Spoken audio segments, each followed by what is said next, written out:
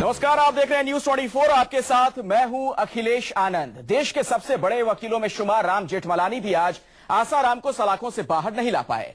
आसाराम की जमानत की याचिका पर सुनवाई फिर से टल गई है और अब इस याचिका पर 1 अक्टूबर को सुनवाई होगी।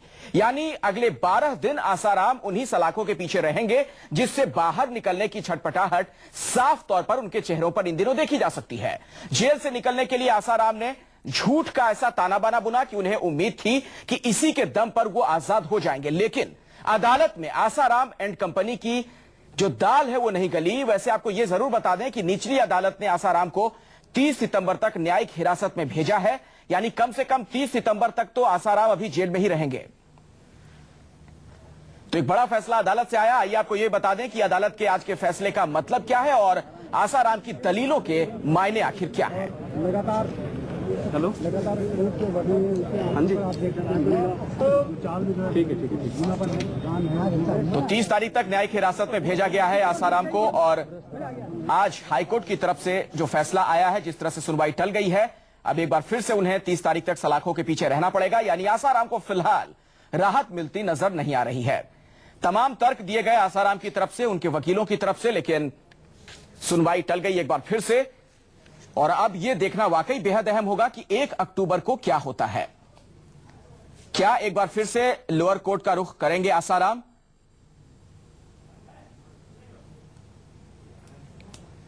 Only telling you one thing, that at the moment the matter has been adjourned after the public prosecutor's arguments because we want to file more evidence. Only telling you one thing, that at the moment the matter has been adjourned after the public prosecutor's arguments because we want to file more evidence.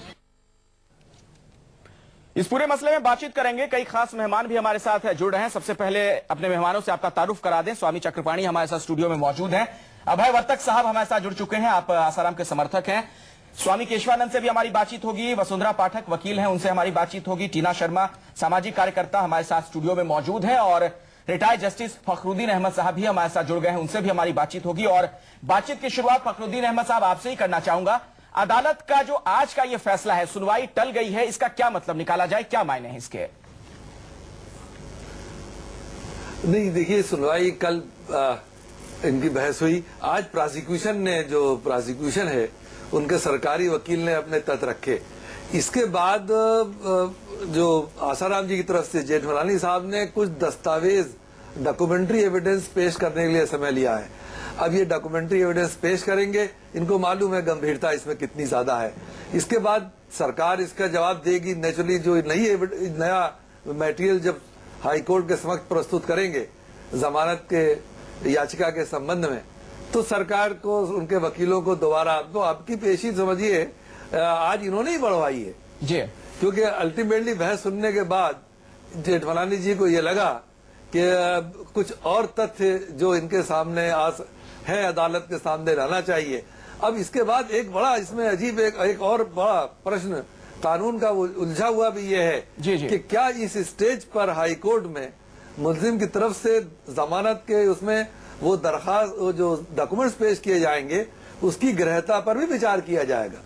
तो सरकार को उसका पूरा अवसर दिया जाएगा। सरकार अपना जवाब में जो डॉक्यूमेंट्स पेश करेगी। जी, तो ये लंबा चलता हुआ मामला दिख रहा है। वसुंधरा जी, आप जी सर, मैं आऊंगा आपके पास। वसुंधरा पाठक भी हमारे साथ हैं, आप एडवोकेट हैं। सर, मैं आता हूं आपके पास, दोबारा लौटूंगा। वसुंधरा जी, आपसे समझना चाहूंगा, इसका ये मतलब साफ तौर पर निकाला जाए कि कम से कम 30 तारीख तक तो अब आसाराम जेल में ही रहेंगे और हो सकता है एक बार फिर से उन्हें लोअर कोर्ट का रुख करना पड़े। क्या ये मतलब इसका समझा जाए? जी हाँ, बिल्कुल। और उनको जमानत मिलनी भी नहीं चाहिए उस तारीख से पहले, क्योंकि सबसे बड़ी बात जो है, जब जमानत देती है कोर्ट तो देखती है कि उस इंसान का जो चरित्र है या उसका जो रुआब है समाज में, या जो वो कर सकता है एविडेंस को लेके कोई भी किस्म की छेड़छाड़, क्या उसके अंदर वो क्षमता है कि नहीं। तो मेरा मानना है कि उनको तब तक जेल में रहने देना चाहिए। जी, टीना, आप सामाजिक कार्यकर्ता हैं, इस केस को शुरू से फॉलो कर रही हैं। आज का जो ये अदालत का फैसला है, एक बार फिर से जो सुनवाई टल गई है, इसका ये मतलब निकाला जा सकता है कि इतना दम है इस केस में कि अदालत को लग रहा है कि फिलहाल तो कम से कम आसाराम को जमानत नहीं दे सकती अदालत। देखिए, सुनवाई जो टली है वो एक्यूज की तरफ से, उनकी तरफ से ही टाली गई है और उन्होंने समय मांगा है, क्योंकि उन्हें मालूम है कि एक बार अगर जो एविडेंसेस आज रखे गए सामने या जो आज प्रोसिक्यूशन ने अपना पक्ष रखा तो उससे उन्हें लगा कि प्रोसिक्यूशन बहुत स्ट्रांग है, हमें इसको डिफेंड करने के लिए कुछ और स्ट्रांग हमें एविडेंसेस कलेक्ट करने हैं, तो उसमें सुनवाई टली। और इसमें एक बहुत सीधा सा मतलब है कि वो समय चाहते हैं, जो जेठमलानी जी जो हैं वो आसाराम जी के ही वकील हैं, तो सुनवाई टली नहीं है, उन्होंने समय मांगा है, उन्होंने खुद कहा है कि हमें और समय चाहिए। तो मतलब ये थोड़ा सा मेरे को लगता है कि यहाँ पर एक ये मैसेज जाना चाहिए कि उन्होंने खुद ही अपनी सुनवाई को थोड़ा और समय लेते हुए उन्होंने कहा हमें समय चाहिए, हम दोबारा कोर्ट के पास आएंगे। फखरुद्दीन अहमद साहब, जरा ये बताएं, आपसे थोड़ा समझना चाहूंगा मैं, कहीं ऐसा तो नहीं कि जो कानूनी पचड़े होते हैं उसमें फंसाने की कोशिश की जा रही है जो वकील हैं राम जेठमलानी उनकी तरफ से?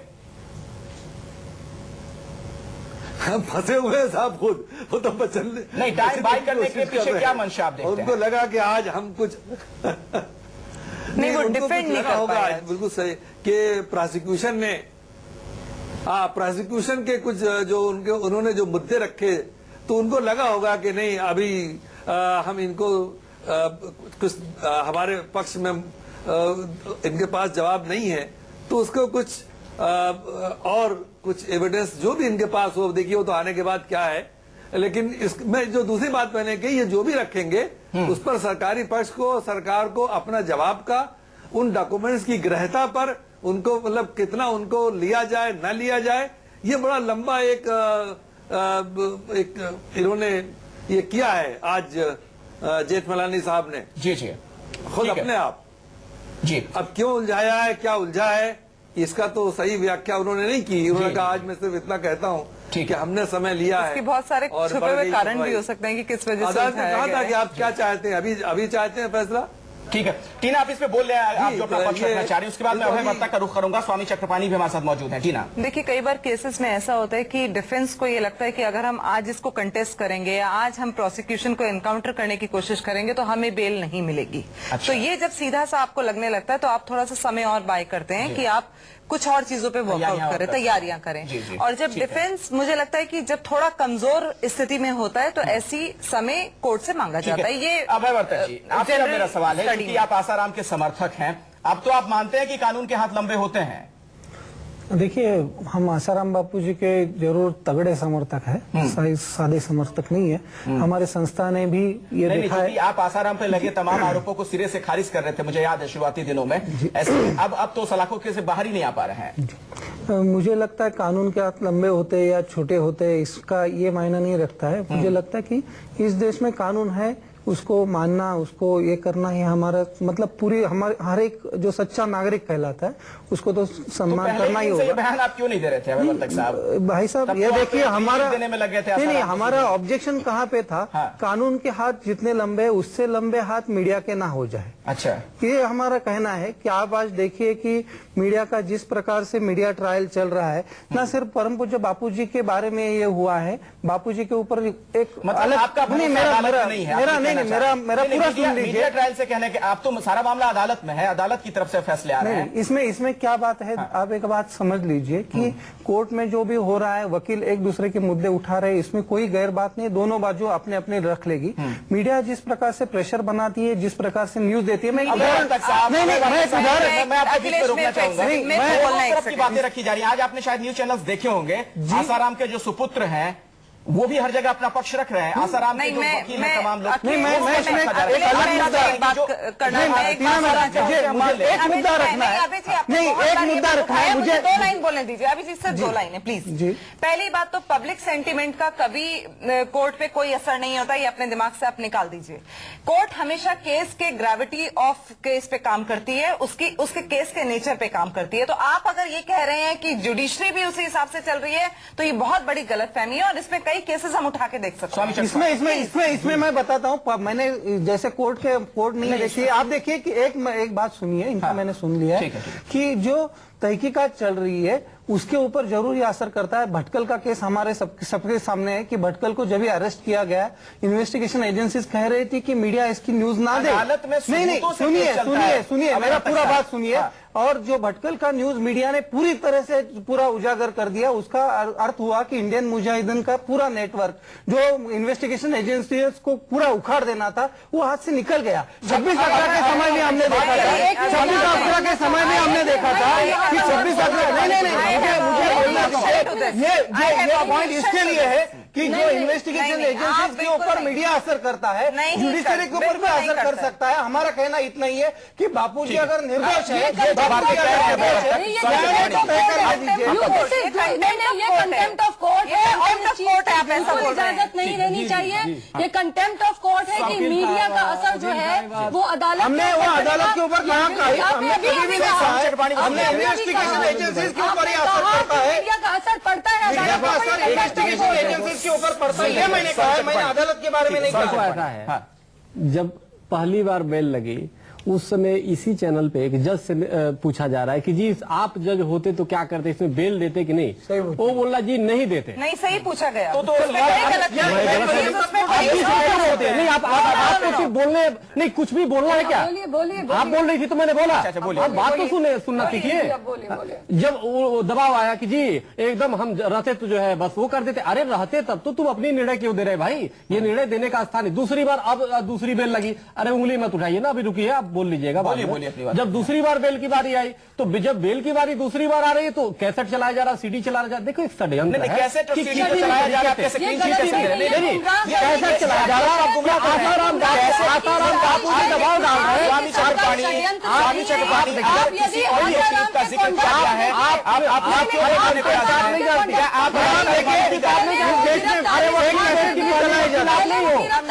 अरे भाई मेरे को कुछ बोलना है, वसुंधरा जी, मीडिया ने बोला उनको बेल मिल रहा था उस समय, 1000 लड़कियों ने आत्महत्या की। मुझे बताइए वो कहाँ प्रूफ है? क्या मीडिया के पास प्रूफ था? स्वामी चक्रवाणी ने दरअसल एक बात कही है, मैं उनसे, मेरा सवाल है, आप ऑडियो क्लिप का जो जिक्र कर रहे हैं, धमकी भरा ऑडियो क्लिप जो दिए, एक तो पहले बता दिए कि कोई बोले तो बीच में न बोले, ये भी बोले तो हम नहीं बोलेंगे। नहीं, आप बोलिए अपनी बात, नहीं कि मछली बाजार नहीं, स्वामी चक्रवाणी अपनी बात रखिए आप। लेकिन मेरा आपसे ये सवाल है, आप कैसे क्लीन चिट दे रहे हैं? आप भी तो अदालत की अवमानना फिर कर रहे हैं। अगर ऑडियो क्लिप है, कहा गया है कि उसमें धमकी दी गई, तो जांच का विषय है वो। यही तो मैं कह रहा हूँ, जांच कराओ ना। आप जो जजमेंटल आप दिखा रहे हैं कि नहीं आता, उस बेचारे को तो जेल में भेज दिया, उसके बाद भी आप लगे हुए हो जजमेंटल। आप अधिवक्ता नहीं, डिबेट है तो अधिवक्ता है तो लीगल राय दीजिए ना। अगर इसमें कोई गुनाह नहीं तो आप स्पष्ट करिए ना, इनको दीजिए आरोपी के। भी कुछ कह रही है, वकील तो नियम कानून की बातें करता है ना, बिल्कुल नियम कानून से ही बातें कह रही है। प्रवक्ता कोई न बने ना, हम किसी की प्रवक्ता नहीं है, हम सत्य की बातें। सही बात। अरे समाज आपस में तू मैं ना करें, देखिए बहस हम कर रहे हैं, नहीं हो रहा चैनल है, तमाम लोग सुन रहे हैं। उस समाज में आसाराम बापू का बहुत बड़ा योगदान रहा, लाखों करोड़ों लोगों को संस्कारित किया। आप मानते हैं, ये आप मानते हैं, जरूर हर कोई इस बात से इत्तेफाक रखते हैं। मेरे को दोनों प्रश्नों का आपका जवाब देने दीजिए। पहली बात, आपने कहा कि किसी जज से पूछा गया कि आप इसमें क्या करते हैं, इसका क्या मतलब? जब मैं चैनल्स पे गई दामिनी केस में तो मुझसे पूछा गया कि इसमें क्या होगा, और मैंने बोला rarest of the rare case है। फाइनली वो rarest of the rare case आया। अगर वो नहीं आता तो भी मेरा एक अपना स्टेटमेंट था। तो इंडिविजुअल कैपेसिटी में आप ये बोल सकते हैं, इसके लिए आप किसी को दोषी जज होता तो क्या होता? नहीं, ऐसा कुछ नहीं। आगे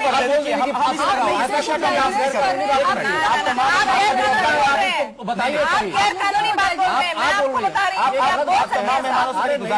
दूसरी बात आपने कहा, दूसरी बात मैंने कहा कि मैं बोल रही हूँ चक्रपाणी जी, आप नहीं बोलिए। अब मुझे बोलने दीजिए, उत्तर भी सुनिए। आपने बोला, आपको समय मिला, मुझे बोलने दीजिए। आप तो बोल रही है, तो हम बोल रहे हैं ना, बोल रहे हैं इसलिए कि आप पूछ रहे हैं और आप बोलने पे मजबूर करते हैं। बात रखिए, बहस नहीं करेंगे। मेरा ये कहना है कि सीडी, अगर आपको लगता है कि सीडी फर्जी है, उसमें छेड़छाड़ की गई है या उसमें आपके खिलाफ जा रही है और आप उसके अगेंस्ट है, तो आप जाइए, आपने अब तक एफआईआर क्यों नहीं दाखिल की? ठीक है, ये सीडी फर्जी है। हमारे साथ एक और मेहमान है, रिटायर्ड जस्टिस फखरुद्दीन अहमद साहब हमारे साथ मौजूद हैं। सर, आपसे मैं समझना चाहूंगा, अब आसाराम के सामने क्या विकल्प नजर आता है आपको? नहीं, अभी तो इन्होंने ही क्योंकि समय लिया है। अच्छा, आप उनके वकील साहब जो मुझे लग रहा है कुछ सोच विचार भी करेंगे और कुछ डॉक्यूमेंट्स जो उनके पास हैं वो है। मैं एक बात अर्ज कर रहा था उनके कि भाई आज अभी जितनी मीडिया शुरू हुई है, इसमें कोई आपत्तिजनक, भाई 4-5 करोड़ आपके लोग हैं, सब जिज्ञासा में हैं। आज मीडिया ने यही जानकारी दी जा रही है यहाँ पर कि भाई इस तरह से बढ़ गया, कानूनी प्रक्रिया क्या वो भी जानना चाहते हैं। तो आज क्या आपत्ति इनको आ गई, या हम जिस चैनल में बैठे हैं इसकी किस बात से इनको आपत्ति है? आपत्ति दृष्टिकोण को लेकर है। मैं उनको जवाब दे रहा हूँ, आपका नहीं। अगर आसाराम बापू कहते हैं कि हमें डॉक्टर वो चाहिए, जो लेडी है उनकी वैध है, तो इस पे हो रहा है ज्यादा। देखिए महिला मांग रहे, महिला डॉक्टर मांग रहे, बहुत अच्छी बात कही। मुझे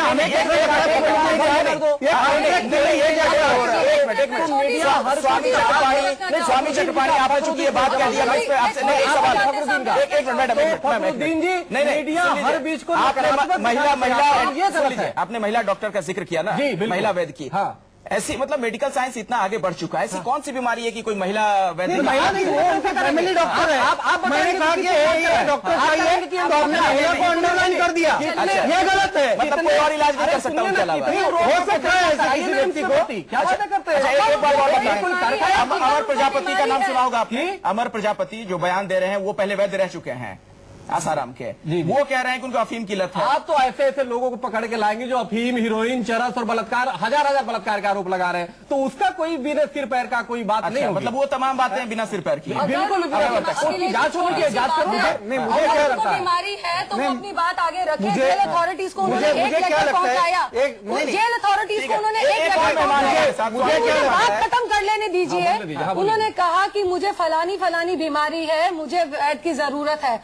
आपको बीमारी है तो आपके पास क्या हक है कि आप अपनी पसंद के अपना डेजिग्नेट किया हुआ डॉक्टर, आप सरकार से गुहार लगाइए, सरकार आपको डॉक्टर प्रोवाइड करेगी। आप जेल में हैं, आप जेल में नहीं तो नहीं दिया। अरे भाई ऐसा है कि जेल में जो है वो सरकार से नहीं मांगता, उनका अधिकार बनता है।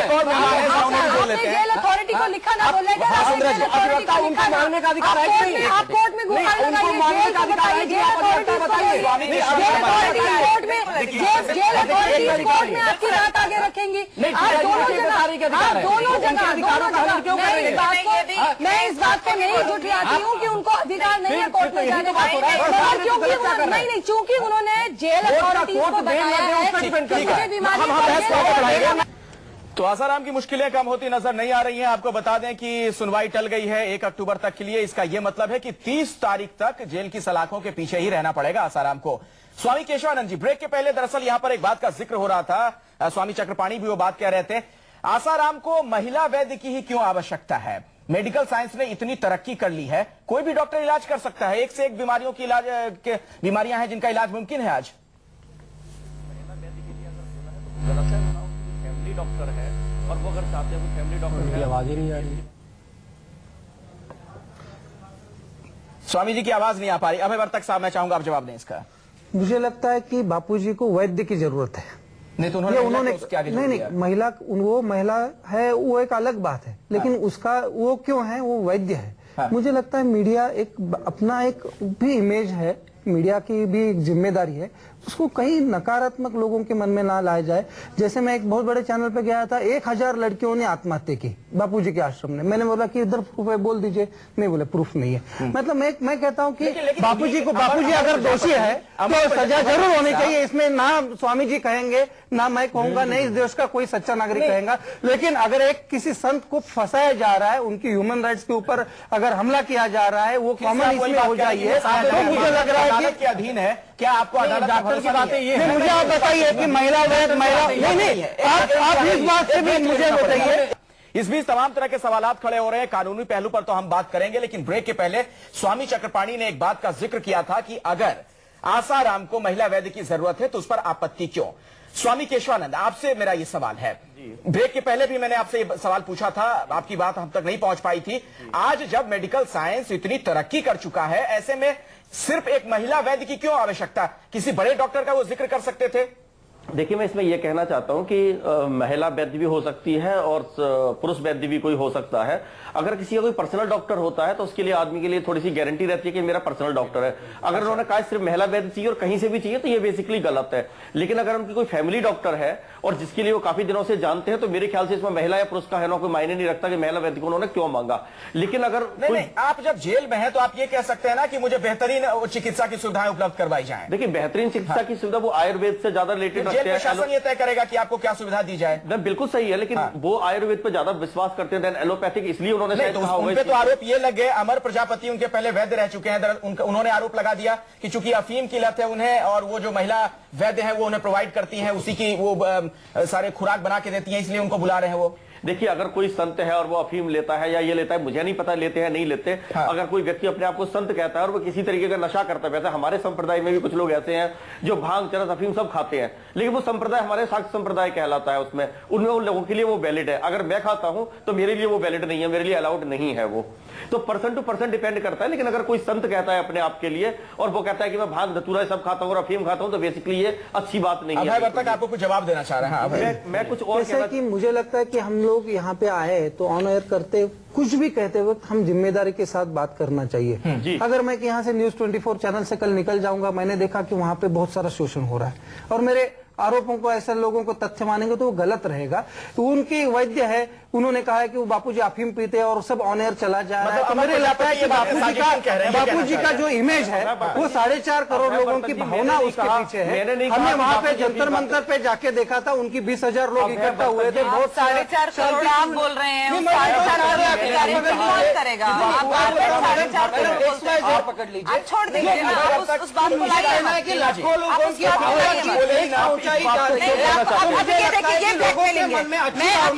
उनके अगर 450 आश्रम है, उनके अगर 17,000 पूरी नहीं होने चाहिए, उनके अगर लाखों भक्त हैं, उनकी भी भावना की कदर होनी चाहिए। आप ऐसे ऑन एयर किसी की बदनामी नहीं कर सकते। इनको नया कानून नहीं मालूम है। अगर मैं ऑन एयर कहना चाहूंगी कि देखिए, पॉक्सो में सेक्सुअल असॉल्ट, वो भी एग्रावेटेड सेक्सुअल असॉल्ट एक बच्ची के साथ, जब बार बार साईं जी ने आकर बोला, उनके बेटे ने आकर बोला ऑन एयर कि उन्होंने रेप नहीं किया है, तो इसका मतलब आपने ये मान लिया कि अब वहां पर थे। पहले तो आप डे वन से मान भी नहीं रहे थे। पॉक्सो में एग्रावेटेड सेक्सुअल असॉल्ट का मतलब है कि आपने किसी बच्ची को विश्वास में लेकर उसके साथ आपने अगर हाथ भी उसमें लगाया तो वो सेक्सुअल असॉल्ट में आता है। पहली बात, माइनर के साथ। दूसरी बात, मैं ये बार बार इनको कहना चाह रही हूं कि आप 4 लाख, 5 लाख, 6 लाख, जब भी आप बोलते हैं तो आप हमारा देश का सेंटीमेंट है उन लोगों को टच करने की कोशिश करते हैं मीडिया के थ्रू। अगर आप इसको मीडिया ट्रायल बोलते हैं और उसी में आप इनकैश करने की कोशिश करते हैं तो ये बहुत गलत है।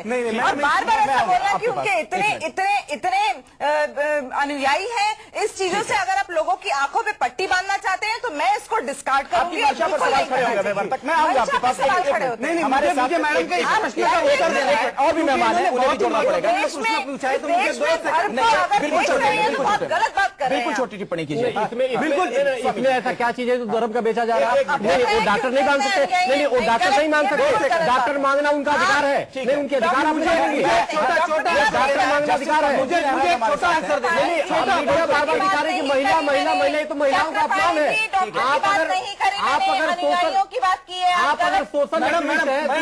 अगर सोशल एक्टिविस्ट है तो महिला महिला जो मीडिया कर रहे हैं उसका आप आवाज उठाना चाहिए। मैंने डॉक्टर की बात पे क्यों जब बोला नहीं ना डॉक्टर की बात? मैंने एक बात महिला बात की, जस्टिस महिला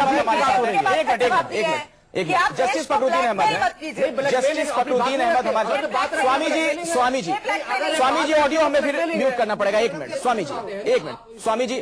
और भी मेहमान है, उनके पास भी जाना पड़ेगा। हमारे साथ जस्टिस फखरुद्दीन अहमद साहब बने हुए हैं। सर, आपसे समझना चाहूंगा, ये स्पेसिफिक होकर डिमांड रखना कि महिला वैद्य ही चाहिए, ये कहां तक आपको न्यायोचित लगता है, सही लगता है? क्योंकि वो बेहतरीन चिकित्सा की मांग कर सकते थे। आसाराम, देखिए, मैं आपसे अर्ज करूं, जहां तक संविधान का सवाल है जी, इनको अधिवक्ता अपने चॉइस का मिलने का संविधान में दिया है और दंड प्रक्रिया संहिता में दिया है। अधिवक्ता की बात तो की गई है, वो संवैधानिक अधिकार है। तो उसमें महिला अधिवक्ता ही बहुत अच्छी हैं, नहीं, डॉक्टर की बात चल रही है, सभी अच्छे हैं। अब दूसरा प्रश्न है जेल के इलाज के लिए। जेल के इलाज के लिए ये अंडर ट्रायल है। जेल के नियम है, नियम के अनुसार से शासन ने और स्टेट गवर्नमेंट ने जेल में अस्पताल रखे हैं। और अगर ऐसा कोई रोग है कि जेल के अस्पताल के बाहर डिस्ट्रिक्ट हॉस्पिटल में, स्टेट हॉस्पिटल में या कहीं भी, तो उसका एग्जामिन जो है वो डॉक्टर तय करेंगे। ये क्योंकि ये बीमारी का इलाज है। देखिए, ये बीमारी का इलाज है और बीमारी के इलाज के लिए ये उनके जो प्रक्रिया है सबके साथ होती है।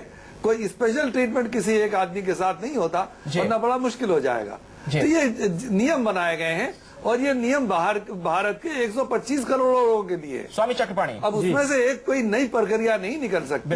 इन्होंने आवेदन दिया है कोर्ट में, उस पर आपने सुन लिया तर्क क्या है उसके पीछे? नहीं, ये तो जेल मैनुअल देखना पड़ेगा इनको, पढ़ ले, देख ले, अंडर ट्रायल है, समर्थन में ट्रायल के अपने अधिकार है। वो कह रहे वो उन्हें महिला वैद्य ही चाहिए, तो आप महिला वैद्य को क्यों फोकस कर रहे हैं? उन्होंने स्वामी केशवानंद जी ने कहा बहुत लोग फैमिली डॉक्टर होते हैं, जिसे इलाज की बात, महिला पुरुष नहीं, वो महिला ही है, तो इसलिए उन्होंने कहा कि मुझे लगता है चर्चा मोड़ लेंगे ना तो अच्छा रहेगा।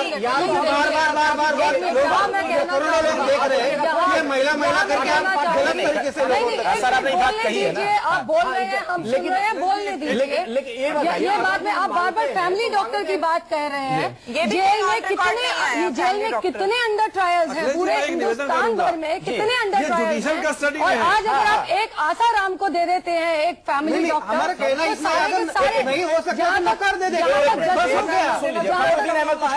उसमें हम बापूजी ने मांग की, आप पकड़ेंगे कि महिला वैद गलत है। उन्होंने कल मांगी कि मुझे मिठाई चाहिए, उन्होंने मांगा मुझे टिफिन चाहिए। आप बात तो करने दीजिए। जहाँ तक जस्टिस पकूदी साहब का कहना है, उनकी बात 100% सही है कि कानून ने, संविधान ने इजाजत दी है कि आप अपना अधिवक्ता अपॉइंट करवा सकते हैं, आप अपनी पसंद का अधिवक्ता ले सकते हैं, मगर कहीं पे भी ऐसी किस्म की बात नहीं है कि आप कल को कहें कि आपको डॉक्टर भी अपनी पसंद का दीजिए। आप अथॉरिटीज को फिर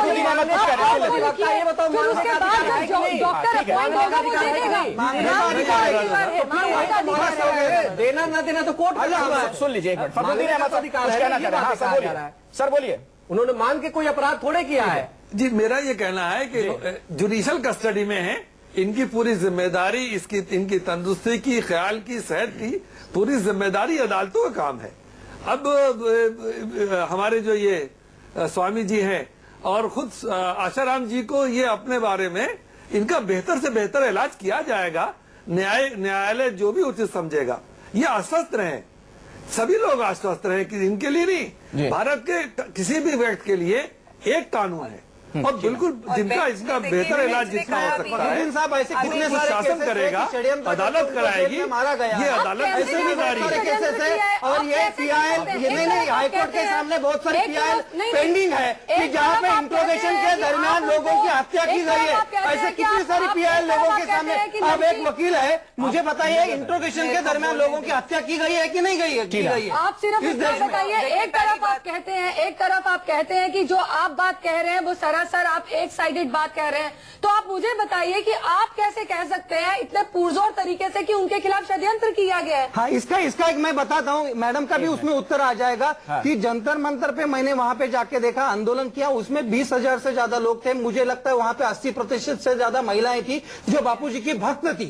उनकी आंखों में आंसू था। हमने देखा था उस जंतर मंतर पे पुलिस ने उनके ऊपर लाठीचार्ज भी किया है, लेकिन वो कहीं दिखाई नहीं गया कि बापूजी की महिला भक्तों के ऊपर लाठीचार्ज किया गया। जिस प्रकार से मैंने जिस प्रकार से मीडिया में दिखाया है, मैडम मेरा कहना है कि एक बार दिखाना, मतलब आप ये कहना चाह रहे हैं वर्तन साहब जी के बारे में, आप ये कहना चाह रहे हैं बार कि आसाराम ने कुछ नहीं किया, सब मीडिया ने किया है? नहीं, आप ये क्या कहना चाह रहे हैं? मैं जो बातें सही है वो मैं बोलना चाहती हूँ।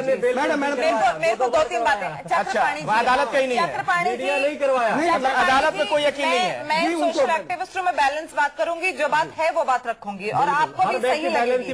महिला वैद्य मांगी गई, इसलिए भी मांगी जा सकती है कि उनकी कोई पर्सनल वैद्य होंगी जो उनकी पारिवारिक वैद्य हो सकती है, पर ऐसा हमने हमने ना कहीं सुना और ना ही ऐसा जो सामने हमारे आया वो नहीं आया। ठीक है, पहली बात। दूसरी बात, आपने कहा कि उन्होंने बेंच से मांगा, बेंच ने बोला आपका हम जांच करा चुके हैं, आपको ऐसी कोई बीमारी नहीं है। वो आप मानते हैं? हाँ, मानते हैं। ठीक है। आप कह रहे हैं कि वहां पर जंतर मंतर पे लोग बैठे थे और वहां 20,000 के करीब लोग होंगे। मैंने जो चैनल्स पे देखा वो चैनल्स पे दिखाया और हर चैनल पे दिखाया, ऐसा कोई चैनल नहीं था कि किसी पे नहीं दिखाया। मैंने सुबह से शाम तक न्यूज देखी और वो चैनल नहीं करेंगे। दूसरा, जब वो दिल्ली आए थे एयरपोर्ट पे, तब भी जो वहाँ भीड़ लगी थी वो चैनल्स ने सारा दिन दिखाई थी कि वहाँ महिलाएं रो रही थी, बापूजी के जो अनुयायी थे वो रो रहे थे, और ये बात दिखाई गई है। तो आप ये नहीं कह सकते। लाठीचार्ज की बात कौन सी? लाठीचार्ज वो अलग मसला है, उस पर कभी और बात करेंगे। स्वामी चक्रपाणी, लेकिन अभयवर्तक जी, अभयवर्तक जी, एक मिनट। मेरा सवाल स्वामी चक्रपाणी से, एक मिनट, हम उस पर बहस नहीं कर रहे। अभयवर्तक साहब, एक मिनट। स्वामी चक्रपाणी जी, आप ये जो कह रहे हैं बार बार कि मीडिया की वजह से ये सब कुछ हो रहा है, कहीं ना कहीं आप अदालत की अवमानना कर रहे हैं। यकीन नहीं है आपका देश की अदालत में कि वहां से सही फैसला आएगा। आप कैसे ये बार बार कह रहे हैं कि सब कुछ मीडिया की वजह से हो रहा है? वहां पर पुलिस है, तफ्तीश कर रही है, वकील है, देश के इतने बड़े वकील राम जेठमलानी साहब उनकी तरफ से बहस कर रहे हैं। न्यायपालिका, व्यवस्थापिका, कार्यपालिका, तीनों का अधिकार तो मीडिया लेके बैठी हुई है। पहले ही बलात्कारी आसाराम, बलात्कारी आसाराम, किसी ने नहीं कहा, बीच में बोलने आरोप कहा गया है।